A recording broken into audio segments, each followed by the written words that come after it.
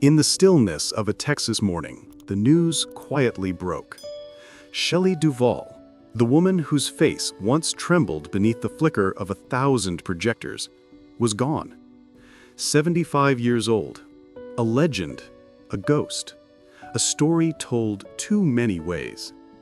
For those who knew her only as the frightened wife in The Shining, the announcement carried a strange chill, as though some fragile light had finally gone out. But those who looked closer knew there was more. She had been many things: a dreamer, a producer, a lover of fairy tales. And for half a century, her reflection shimmered between wonder and heartbreak. To speak her name was to summon an era of Hollywood both magical and merciless. She moved through it like a figure from a storybook, luminous, fragile, a little too real for the world that adored her.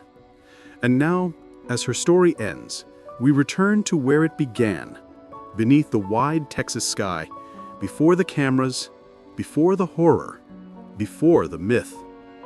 Long before she became the trembling soul of Kubrick's masterpiece, Shelley Alexis Duvall was simply a bright, eccentric girl from Fort Worth, Texas. She had the kind of presence that made strangers pause, all angles and energy, a voice that carried both warmth and wonder. Her father worked in the oil industry, her mother a lawyer. Shelley's childhood was restless, filled with sketches, stories, and dreams that stretched beyond the suburbs. She was curious, talkative, fearless, endlessly fascinated by people. In her early 20s, she married a struggling painter named Bernard Sampson. She was his muse, his advocate, his anchor. Together they built a small world of art and ambition, showing his work at parties where Shelley's charisma did most of the selling. She didn't see herself as the star, only the one helping another shine. But destiny, as it often does, was listening. At one of those parties, her bright laughter caught the attention of a few visiting filmmakers, crew members from Robert Altman's Brewster McCloud. They were mesmerized, not by the paintings, but by the woman selling them. Within days, a quiet deception was arranged. Altman and producer Lou Adler posed as potential buyers, only to offer her something far stranger, a role in their film. Shelley hesitated. She had never acted, never dreamed of Hollywood. Yet somehow, she said yes. And with that one leap, the quiet girl from Texas stepped onto a path that would make her immortal, and haunted in equal measure. It was meant to be another small art gathering. Friends, patrons, curious neighbors, the smell of paint and cigarette smoke in the air. Shelley Duvall floated between the guests, animated, radiant, her words spilling faster than the wine. She wasn't selling art that night, so much as selling a dream. Her husband, Bernard Sampson, stood by nervously, letting her light fill the room. And somewhere in the crowd, a few men from the Brewster McCloud film crew watched her with quiet astonishment. They saw not just a charming hostess, but a kind of living character, expressive, unpredictable, magnetic. When Robert Altman and Lou Adler invited her to meet, she thought they were there to buy Bernard's paintings. Instead, Altman asked if she'd ever considered acting. Shelley laughed. The idea was absurd. She had no training, no desire to leave Texas. Yet Altman's eyes told her it wasn't a joke. He saw something he couldn't quite define. Days later, she found herself on a plane for the first time, leaving behind her familiar world of art shows and open doors for something unknowable. "Just try it," Altman said when she arrived. "Be yourself. That's what I want." And somehow, it worked. Her nervous laughter became charm. Her wide eyes, once shy, became her signature. With Brewster McCloud, Shelley Duvall wasn't acting. She was simply existing, and the camera loved her for it. When the film wrapped, Shelley returned home to Texas, ready to resume her life with Bernard. But the quiet she'd once cherished now felt empty. Hollywood had seen her, and it wanted more. Robert Altman called again, and again after that. Thieves Like Us, Nashville. Each project pulled her deeper into the orbit of his peculiar, improvisational genius. She became his muse, the raw, unpolished soul amid polished chaos. Her marriage couldn't withstand it. The distance grew, the phone calls faded, and soon she was living between film sets and empty hotel rooms. Yet she bloomed on screen, a delicate force of nature, equally awkward and mesmerizing. Critics struggled to describe her. Too odd to fit Hollywood's mold, too genuine to be ignored. Her face, long, expressive, almost alien, made directors nervous and audiences fall in love. By the mid-1970s, Shelley Duvall had quietly become one of the most distinctive performers of her generation. But behind her gentle voice and quirky grace, there was always a trace of hesitation, the feeling that this world of cameras and applause might one day devour her whole. By 1977, Shelley Duvall's world had expanded beyond anything she could have imagined. She had won the Best Actress Award at the Cannes Film Festival for her haunting performance in Robert Altman's Three Women, a dreamlike, psychological masterpiece that blurred the line between innocence and identity. The critics called her performance unearthly, pure, unlike anyone else. Among those captivated by her work was Stanley Kubrick. He didn't need an audition or even a meeting. Watching Three Women was enough. He said, "She can cry better than anyone I've ever seen." And so came The Shining. When the call came, Shelley was only 31, still glowing from Cannes, unaware of what awaited her inside the Overlook Hotel. To work with Kubrick was to touch greatness. To survive him was another story. At first, it felt like destiny. No auditions, no screen tests, just trust. But soon, the reality set in. She was stepping into a labyrinth built by a perfectionist who demanded nothing short of emotional surrender. She accepted anyway. "If I can do this, I can do anything," she thought. From the first day on set, it was clear that The Shining would demand more from Shelley Duvall than any role before it. Kubrick was relentless, shooting scenes over 100 times, dismantling and rebuilding her until she was trembling on camera, eyes swollen, voice frayed. Every night she went home in tears. She kept a bottle of water nearby to rehydrate after hours of crying. Her hair began to fall out from stress.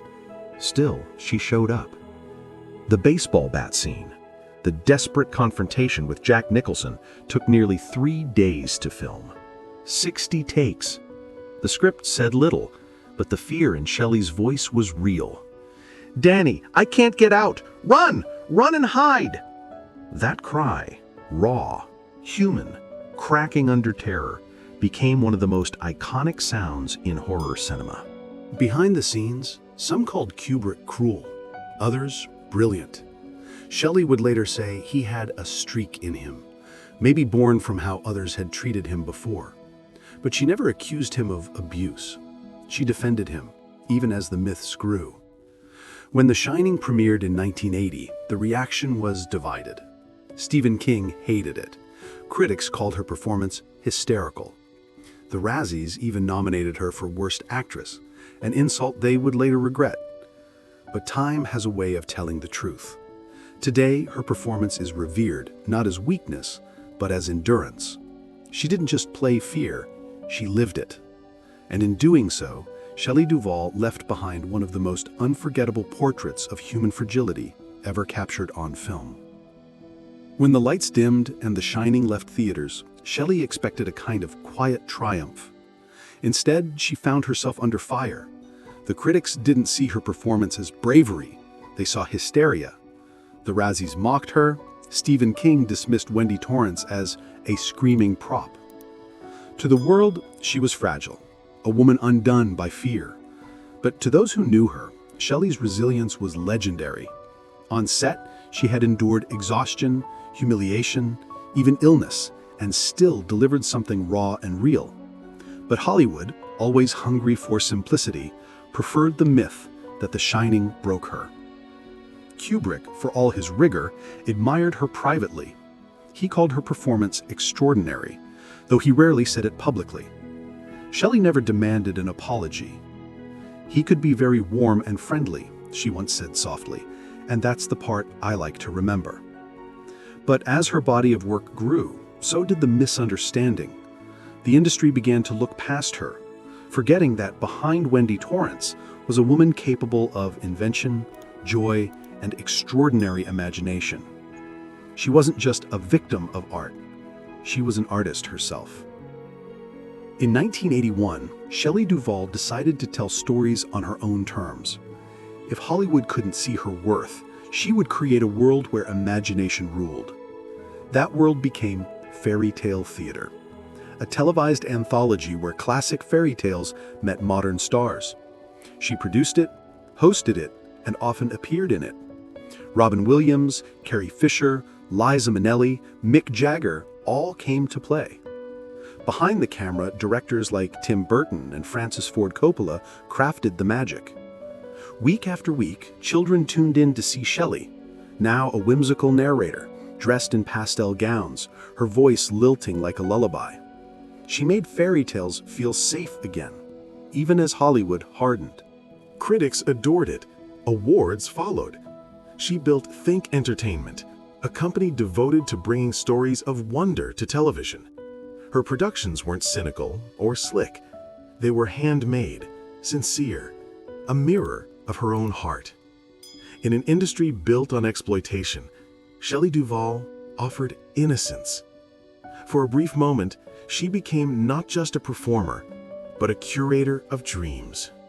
In the early morning of January 17, 1994, the ground beneath Los Angeles began to shake. For 13 seconds, it was as if the city itself had turned against its people. The Northridge earthquake tore through homes, highways, and hearts, and Shelley Duvall was among those caught in its wake. Her house cracked and shifted, her belongings scattered.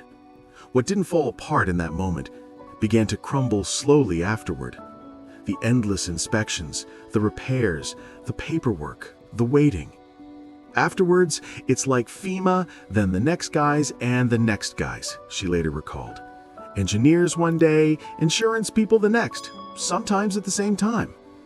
It was more than damage. It was exhaustion. And something in her changed. In the Houston Chronicle, she was blunt. "I can deal with hurricanes, but it's extremely frightening to have the earth move so much. Being a Texan, you kinda know when to get the heck out of Dodge." And so she did. She left Los Angeles behind, the studio lights and endless auditions traded for the wide plains of Texas. The move wasn't retreat, it was survival. Shelley was tired of fighting to be seen, tired of earthquakes, both literal and otherwise. Back home in Texas, Shelley began to disappear. Not all at once, but gently, like a sunset behind a familiar hill.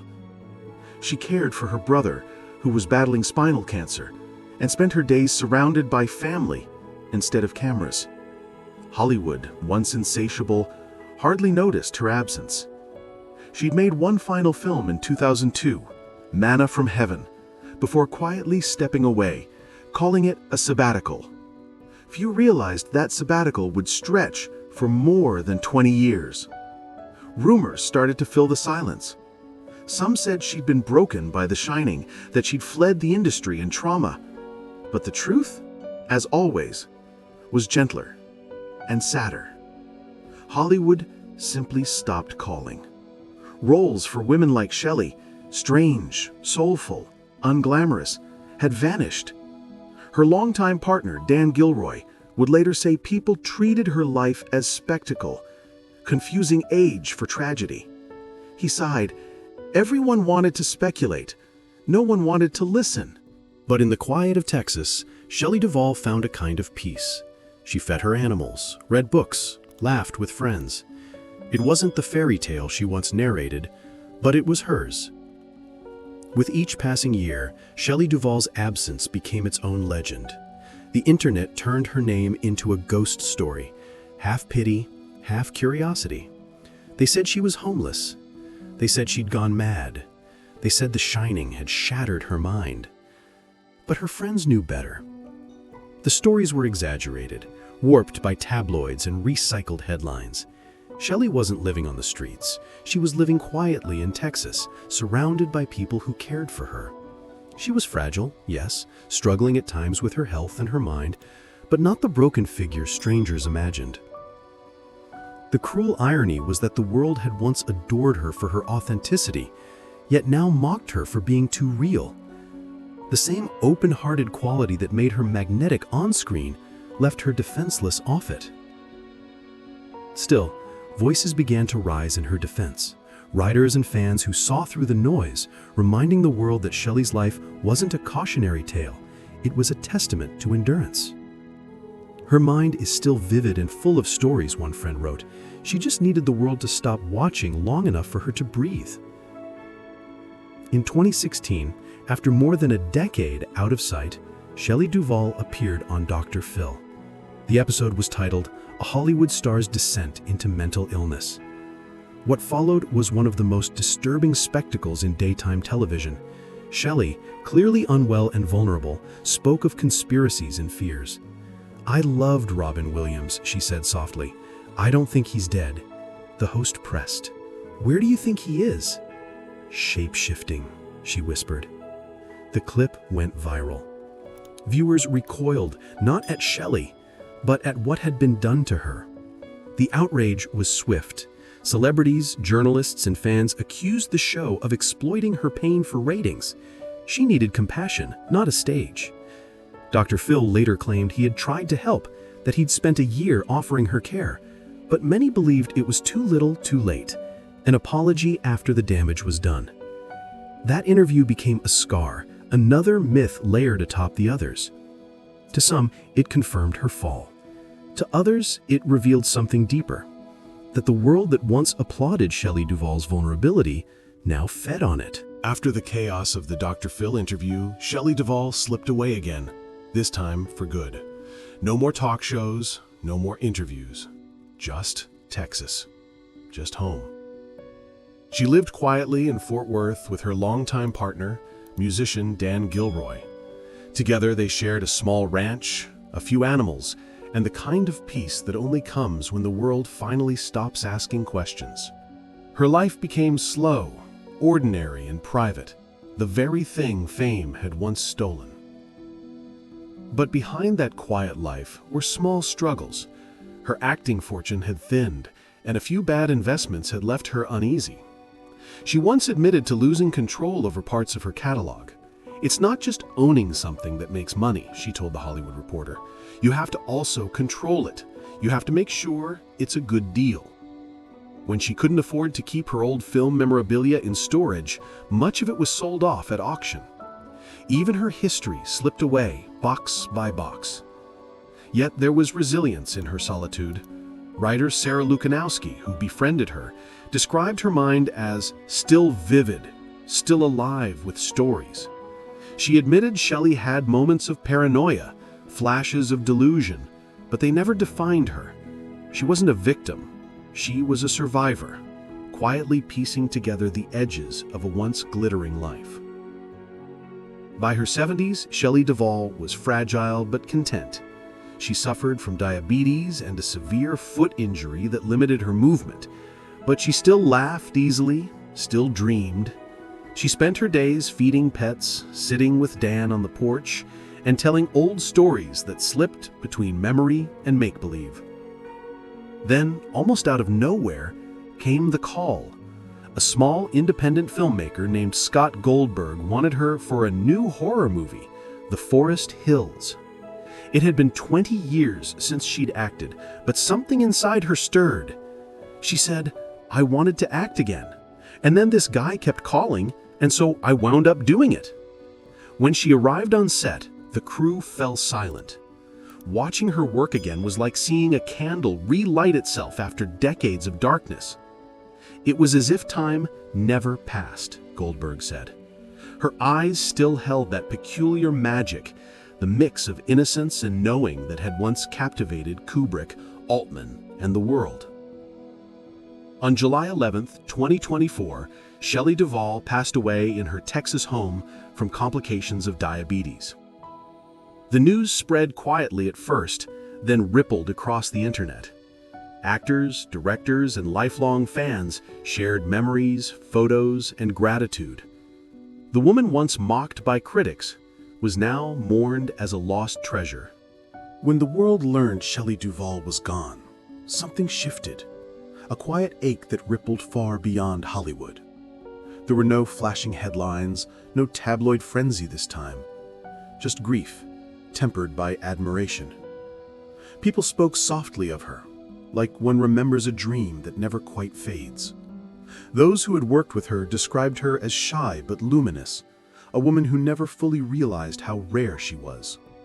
She didn't perform, one director said. She revealed. Across social media, fans revisited her films. Brewster McCloud, Three Women, The Shining, Faerie Tale Theatre. Clips flooded timelines, her trembling voice, her awkward grace, her ethereal eyes. What once made her a Hollywood anomaly now made her timeless. She had given the world laughter, terror, imagination, and in return, it had given her both admiration and pain. But in the end, Shelley Duvall belonged to no one but herself. In Texas, beneath wide skies and drifting clouds, her story finally came to rest. Shelley Duvall's legacy is not one of tragedy, but of tenderness. She stood for something rare in Hollywood: vulnerability without pretense, imagination without ego. She was a living reminder that strangeness can be its own kind of beauty. Her life was marked by contradictions: the muse who became a creator, the star who fled the spotlight, the woman whose fragility masked a deep, enduring strength. She told fairy tales on screen and somehow became one herself, a reminder that magic and sorrow often live side by side. In The Shining, she runs down endless hallways, terrified, clutching her child as the world collapses behind her. Decades later, we see that image differently, not as fear, but defiance. She survived. Today, her voice lingers in the spaces between memory and myth, in every artist who refuses to be polished, in every storyteller who still believes in wonder. And if you listen closely, you can almost hear her again, that strange, trembling laugh, that flicker of light that refused to go out.